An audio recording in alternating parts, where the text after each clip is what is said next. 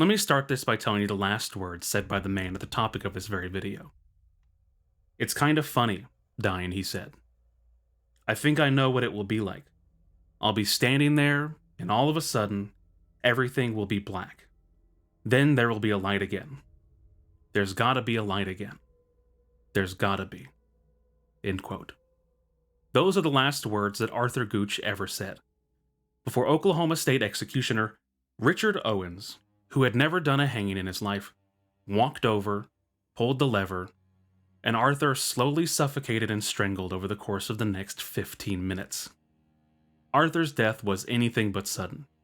One source says that the botched execution could have lasted as long as 26 minutes, as the knot slipped behind his ears and he slowly strangled to death in front of a crowd of 200 onlookers who were showing up for the public execution. Eventually, after the doctors on site had declared him dead, the assistant deputy warden, John Russell, called for the gallows to be disassembled, and the noose to be cut up and passed out as souvenirs for those in the attendance. But the executioner, Rich Owens, said that he wanted to take the knot and the actual noose home as his own personal trophy. But what led up to this? And why is Arthur's conviction and crime so unique that he holds the title of the only person ever executed under the Federal Kidnapping Act who did not kill anybody themselves? Well, it all goes back to the Great Depression, gangsters, and a 20-month-old baby named Baby Charles Lindbergh Jr. With the Roaring Twenties abruptly coming to a close, those that were already struggling during the Roaring Twenties happened to be hit the hardest when the 30s hit during the Great Depression. That mixed with the Dust Bowl hitting the Great Plains, crime began to look pretty appealing to the average person that was having to eat roadkill to stay alive. So people began to create gangs. Gangsters and criminals began to rise up, and they began to make a name for themselves, with the rise of the Depression-era gangsters in full swing. These gangsters would rob banks, trains, armored trucks, mail trucks, whatever, you name it. And with the widespread availability of cars, you had a dangerous combo on your hands, of criminals that could get in and out of a place and do a crime before police even showed up. If you robbed a bank, yeah, you might be able to make a quick buck though, but if the police showed up, then you might be in a shootout for your lives just to be able to make it out. So, they decided to come up with an easier plan. Kidnapping. You see, while yes, you might still have to go to the actual act of kidnapping somebody, once that you've gotten them and taken them across state borders, you were essentially off scot-free, as authorities from one state couldn't cross over into the other state to apprehend you, and it wasn't a federal crime to actually kidnap somebody. And with this delay in time, and with people being worried about their children, you were much more likely to be able to just get your ransom money and then get away. By the time that the actual FBI started to get involved or states started to communicate, people would be much more worried about the safety of their children. As in 1931 alone, there were over 300 of these reported kidnappings. It was a very easy racket. This was of course pushed to the national spotlight as 300 people being kidnapped for ransom makes some waves in the media. So people began to call on lawmakers, specifically federal ones, to make kidnapping a federal crime so that way there wasn't just an easy get out of jail ticket of, oh, I crossed over into your state, you can't get me anymore. But as I mentioned earlier, there was already things that were gumming up the works of the government. We were in the throes of the Great Depression, the Dust Bowl, and with the looming threat of World War II right on the end, we were starting to be worried about other things than kidnapping. But that all changed one night. On March 1st, 1932, baby Charles Lindbergh Jr. was kidnapped from his home. I mentioned Little Lindbergh earlier, but Charles Lindbergh Sr., his father, was a famous pilot at the time. He was the first to fly from New York to Paris on one single flight, and that gave him quite the reputation and quite a bit of money to his name. So he was pretty well known. And based on the size of his estate that I'm putting on screen now, he had quite a bit of money to his name as well. So he was a prime target for a kidnapping. So on March 1st, 1932, baby Charles Lindbergh Jr. was kidnapped from his home, and a ransom note was left for his safe return. Here's an image of the ransom note if you'd like to read it for yourself, but the ransom note had some very odd qualities to it. The handwriting was horrible. If you'd like to try to read it, you can just go right ahead. As well as the signature was a big red dot with a hole in the center. There were 2 blue circles, 2 blue squiggles, and 2 holes along the side for some reason. After discovering little Lindbergh was gone, the maid, the butler, mother, and father began to search the grounds for any clues that could help them get their child back. All they were able to find, though, were some pieces of wood that had been used in making the ladder, a baby blanket, and of course a divot where the ground had been disturbed or the ladder had been put, but that was it. This quickly became a national story, as Charles Lindbergh Sr. was a famous pilot, as I mentioned earlier, and it was basically the equivalent of nowadays if, like, Benedict Cumberbatch's kid was kidnapped, is what I kind of gathered from the information. It would be wild news if we just woke up tomorrow and, like, hey, did you hear that Benedict Cumberbatch's kid was just kidnapped? It'd be like, oh, okay. So that's essentially the equivalency of this one. The next day, on March 2nd, J. Edgar Hoover personally contacted the New Jersey authorities to offer any and all help in trying to solve this crime. This story deserves its own video, and again, I'm not going to be the one that gives it to you, sadly. But this was called the crime of the century at the time because, again, it was wild to hear that, again, one of the most famous people at the time's kid was just kidnapped with no clue at all about where he had gone. Like, it was so big and so impactful that, like, the president was worried about it. Every newspaper, like 200 people showed up to the grounds to try to, like, help look for clues, which ended up hurting the investigation because then there was like 200 people's worth of footprints all over the entire grounds. Charles Lindbergh Sr. himself was one that was leading the investigation for a while because everybody was like, he's gonna know what's best. Al Capone tried to put in, like, effort to help, like, hey, I'll help you find your kid if you help me get out of prison. Like, it was a wild time, and it's just crazy. But with this kidnapping making national news came a fire that was lit under the Senate that pushed them to create a new bill that would make kidnapping a federal crime. So on June 3rd, 1932, they introduced the bill, and by June 22nd, 1932, they had successfully made a new law that made kidnapping across state lines a federal offense. As in the Little Lindbergh case, it took 2 full months for the FBI to become fully involved in the investigation. Even with the help of the FBI director himself personally reaching out, with help from the president, it still took 2 months because it was not a federal crime. So if the case could have just been a federal case from the very beginning, the FBI could have stepped in, lended a hand, and helped from the get-go, instead of having to wait for full approvals and all the red tape to be cleared. The law was passed on what would have been Charles Lindbergh Jr.'s 2nd birthday, and an amendment was made in 1934 that provided an exemption for parents that kidnap their own children, and most importantly for this video, made the death sentence possible for those that kidnap somebody and then return them harmed. Sadly, on May 12, 1932, Charles Lindbergh Jr.'s body was discovered just 4.5 miles away from the estate. He had been dead probably from the night of the kidnapping.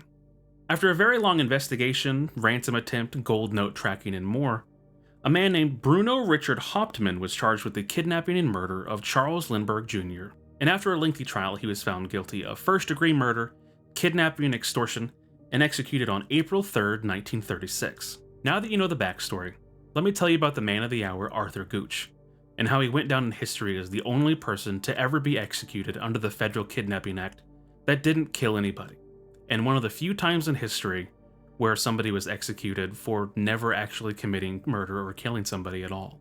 Arthur Gooch was born in Arkansas in 1909, but grew up in Okmulgee in the 1920s. His father died at the age of 8, and 3 out of 6 of his brothers and sisters died by the time that he reached 13.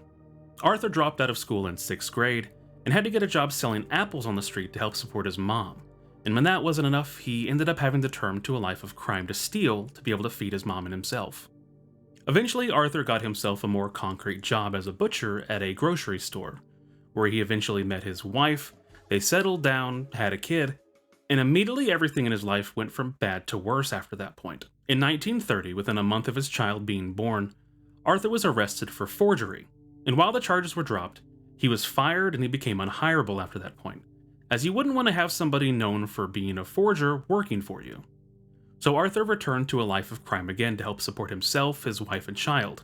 He got in with a gang of about 4 people, and they ended up opening what was like an old-timey chop shop, where he eventually was arrested for operating and working at this chop shop where they were taking apart 2 vehicles. He pled guilty to grand larceny and was sent to prison for 18 months, but he was able to get out after only 11. But his freedom wouldn't last. Like I said, Arthur's luck was very, very bad, and he wasn't the brightest bulb in the bunch. Over the next 2 years, Arthur and his gang of 4 would hold up stores, kidnap their victims before releasing them unharmed so the police wouldn't want to get involved. And this worked for a while, before eventually somewhere along the way Arthur was charged with either burglary or robbery, and they ended up at the Holdenville prison in Oklahoma, where according to a local newspaper at the time, a man named Bill Johnson somehow smuggled a pistol into the prison.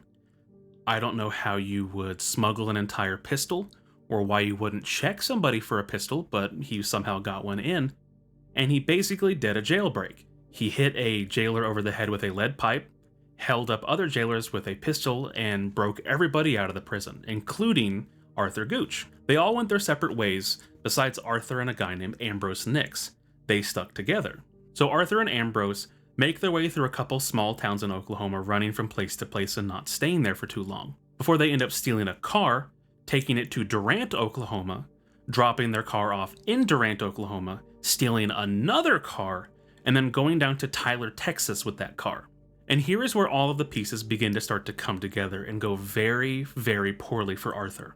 After being on the run for over a month, Arthur and Ambrose on November 25th hold up a store to get supplies, and they tie the cashier to a tree for some reason. I don't know why, and that's never mentioned again. The next day, on November 26th, two police officers, Baker and Marks, spot what they believe to be a suspicious vehicle stopped on the side of the road with a flat tire. The officers pull up behind Arthur and begin to ask him for the papers to the vehicle, as they were worried that the vehicle might have been stolen or part of a gang. When Arthur admits that he doesn't have the vehicles of the paper because, again, it's stolen from Oklahoma, the officers move in to arrest him. And in the ensuing struggle, Ambrose comes out and pushes one of the officers into a glass showcase, shattering it and cutting the officer on the hip. This is very, very important. After the scuffle, Ambrose is able to disarm the two police officers at gunpoint while Arthur takes their weapons from them. Ambrose then pushes the officers into their own patrol vehicle in the back seat, where they then take all of their supplies that they had in their broken down vehicle and move them to the officer's patrol car. Arthur and Ambrose then leave Tyler, Texas, in this new patrol car that they just happened to steal with the officers in the back seat. Somewhere along the way, Arthur gets out and bandages Baker's hip and makes sure that it's not bleeding anymore, and when they finally reach the Kiamichi Mountains 42 hours later, they release the police officers and they go their separate ways. Another month or so later, on December 23rd of that same year, Arthur and Ambrose are then stopped and arrested, and somehow along the way, Ambrose is shot and killed while resisting arrest, but Arthur is taken into custody. Arthur was then sent to the Muskogee prison, where he was then charged with violating the Dyer Act, which was theft of an automobile, as well as the big one. He was then charged with violating the brand new Federal Kidnapping Act that I mentioned earlier. Arthur originally pled not guilty, not knowing the consequences if he were to then be found guilty of these charges. So 2 weeks later, Arthur attempts to withdraw his original non-guilty plea and plead guilty for his crimes. But the judge that was presiding over the case, one Judge Williams, denies his attempt to change his plea. Judge Williams says that he would have to be presented before a jury for him to change his plea. But in the meantime, Arthur's court date was then set to June 10th, 1935.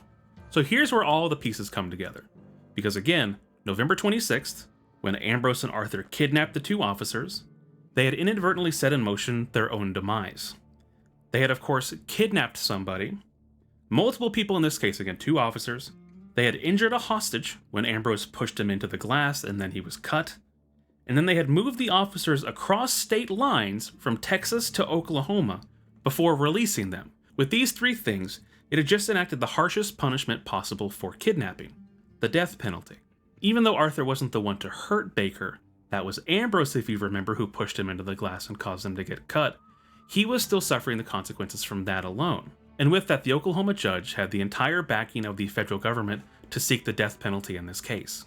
June 10th, 1935 came, and Arthur requested that, again, his plea be changed to guilty. But Judge Williams denied that claim, saying, quote, "A life sentence was the maximum I could give without a jury verdict," end quote. Battle bus, dude. What are you doing? Come here then. Come here. If you're gonna come bug me, come here. Come here. Oh, or not, okay. So the case commenced, and the jury found Arthur guilty of first count of kidnapping and the second count of injury by force, and they recommended he be punished by death. Arthur's attorney moved for a new trial, and Judge Williams overruled it, saying, quote, "It is now by the court here considered, ordered, and adjudged that the said defendant, Arthur Gooch, shall on September 13th, 1935, be hanged by the neck at the Muskogee jail until dead, end quote. And upon asking Arthur if he had anything to say at the end of his trial, Arthur responded back with, quote, I think there have been worse crimes than mine, and I don't see why I should hang, end quote. To which Judge Williams then responded saying, quote, other juries have been cowardly. There's no pleasure for me to sentence a man to die, but when they roam about the country like a pack of wild dogs, killing and robbing and kidnapping, I'm going to do it, end quote. Over the course of the next few months, Arthur's attorney attempted to appeal his case all the way up to the Supreme Court, and one source even says that it reached the desk of FDR, where nothing came of it, and his conviction was set in stone. They didn't overturn it. So Judge Williams summoned Arthur back to his court one last time and asked him if he had anything to say again, to which Arthur responded, quote, I didn't commit a crime for which I should be executed. I admit my life hasn't been what it should have been, but I don't think I should die, end quote. To which Judge Williams reportedly responded back advising him to, quote, make peace with your God, end quote. And after that, Judge Williams sentenced Arthur Gooch to be hanged on June 19, 1936, as the federal death penalty had to be carried out by hanging. The gallows were put up, and Oklahoma's own Rich Owens agreed to be the executioner on the day. Rich had never actually done a hanging himself, but he was Oklahoma State executioner who introduced the first electric chair in the state called Old Sparky, and he had many executions with Old Sparky under his belt already. The day came, and somewhere along the way, somebody decided that Arthur Gooch's execution should be a public one, to deter any more criminals from kidnapping somebody and just make an entire show of it. A crowd of 200 people showed up to watch Arthur Gooch hang, and as I already said in the beginning of this video, his final words while he was up on the gallows were as such, quote, it's kind of funny, dying. I think I know what it will be like. I'll be standing there, and all of a sudden, everything will be black. Then there'll be a light again. There's gotta be a light again. There's gotta be. You know how this story ends. You read the title. You already heard the beginning. It doesn't change. Arthur Gooch slowly suffocated and strangled to death in front of a crowd of 200 people for 15 minutes. Before eventually, somebody realized that he was dead, cut him down, and then cut up the rope for souvenirs. Nobody was pressed or charged for this botched execution. Rich Owens got his $100 fee. He walked outside with his trophy and took photos with it. He was proud of it. He was so proud, in fact, that he gloated for the rest of his life about the fact that he killed 75 people. He killed 65 by electrocution, 2 with a knife, 6 with a gun, 1 with a shovel, and Arthur Gooch, whom he denied ever botching the execution at all, saying that he, quote, he just had to have time to die, end quote. If you don't know, most hangings are very quick. If you mess up a hanging, that's whenever you get something like this where somebody hangs for 15 minutes total. But the tide was turning on public executions. In 1936, the United States held its last public execution, and ever since then, executions have kind of gotten out of favor in general. I wish there was a better note to end this story on. It just ends so abruptly. There's no news about Arthur's wife and kids. He sent one last letter before he passed away to his mom, saying, go live with sister. That's about it. But at the end of this tale, it's all really about bad decisions, bad luck, and very specific details that led to Arthur ending up the way that he did. I mentioned earlier that according to my professor, Arthur had some of the worst luck that she's ever seen. And I think one of these last details from his execution really makes that shine. The day before his execution, Arthur asked to have a radio installed in his cell, so that he could listen to the Louis Schmeling fight that was to take place the day before his execution. Luckily, they installed his radio, but unluckily, because Arthur has the worst luck I've ever seen, the fight was delayed until Friday. And so he did not get to listen to the fight at all at the very end of the day. Arthur reportedly responded to this information saying, quote, won't need a radio if it's going to be Friday night. I'll be up there somewhere. Think I'll float over and hand myself a seat right over the ring. End quote. Thank you so much for watching if you've made it this far into the video. I'm supposed to say the lines that YouTube really likes to hear, such as, if you liked this, like it and share it with some friends. I know the algorithm very much appreciates that. I do too. I hope you liked the video. It's a little bit different than what I'm used to, but I wanted to challenge myself while my fiancé is out of town to make a whole video in a weekend, and I'm hoping that I get that done tonight. A special thank you to all of the people over on putinyourSocialSecurity.com that help make this content, that help support the podcast that I make with my fiancé and one of my best friends called How Could You Forget? Link in the description down below for that. We're up to almost 20 episodes of that now, and we talk about a different topic that maybe you've forgotten about, you haven't heard about, or it's just simply too good to forget. Go check that out. I need to give a specific thank you to the people that are supporting on Patreon at a higher tier. The top two that I have to give a super shout out to are Druv Singal and Chris OP, as well as a shout out to James Rossi, Morgan Marie, Hakai Mono, Kelly Rafferty, Ty, Campfire Harvest, Bok Bok Chucky, Serial Killings, Karta, Just_DJ, I Love Your SSN, Pato, Triable Trash, Katresu, Kofis, Sam Reator, and Walrus FB. Thank you all to those people and everybody else that supports at the $2 level as well. You've really given me the drive to work on this. After my diagnosis, in my not my last video, but the video before that, I was feeling real sorry for myself. Just being extremely honest. And so, instead of sitting around moping and being in pain, I used a lot more of that time to think and to write and realize that I just want to make things and share it with the world. And so that's what I'm doing. Next video will probably not be out nearly as quick as this one was. Don't expect another turnaround of a video like this. But I actually have a thing if you're still listening for some help.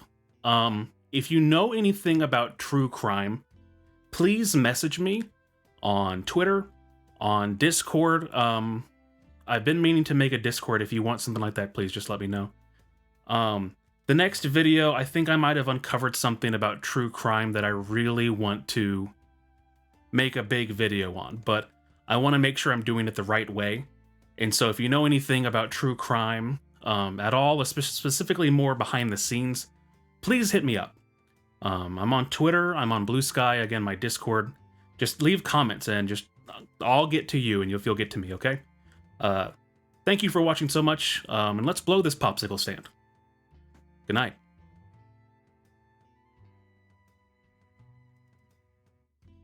BB's in my chair, dude. Can you get out of my chair? Like, legitimately? That's her tail. That's Battle Bus's tail. Oh, and she's gone. Okay.